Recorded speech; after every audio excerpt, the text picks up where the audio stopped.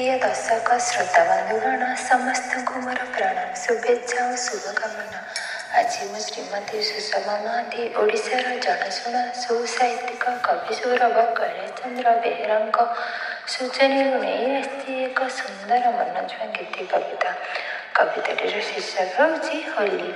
आशा आपण मानकु एही कविताटी निश्चय भल लगिबो। कविताटी शुणी सारा पर निजस्व मतामत देवाई आदौ भूलिबे नहीं। जय जगन्नाथ। तेरे चलते शुणवा ए सुंदर गीति कविता। बरस कथारे आसई होली, होली को केबे न पारु भूली। पूर्णिमारे हुए दौड़ परब, मंदिरे जमती लोक सरब। राधा कृष्ण विमान रे बसाई, बुलंदी ग्राम रे साही कुसाही। बाजई घंटा मृदुंग काहाणी, पटुहार हुए भଳି कि भଳି। राधा कृष्ण दुहे फगु खेलती, भक्तगण तही मजी जाती।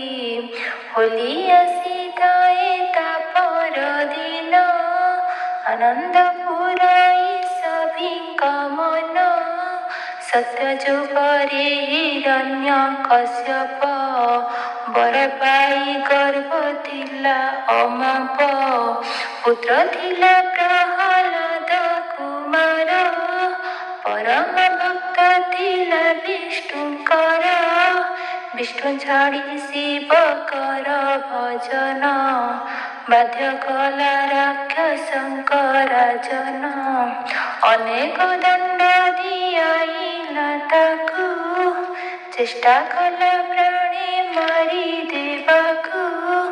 प्रतिथर विष्णु बंचाउथिले, विष्णु भक्तंकर मान रखिले। होलिका नामे ता भौणी थिला, ब्रह्मांक ठारू वर पाइथिला। अग्नि रे पशिले बिन मरिब, भाविला प्रहलाद को मारिब। प्रहलाद को नहीं कले बसाई, जलंत अग्नि रे पशिला जाई। कूट कले प्रभु ओलटा हेला, प्रहलाद बंची होलिका मरिला।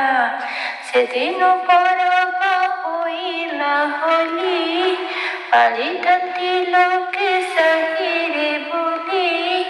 परस्परे नाना रंग पकाई, पालंती परब खुशी मनाई। धन्यवाद।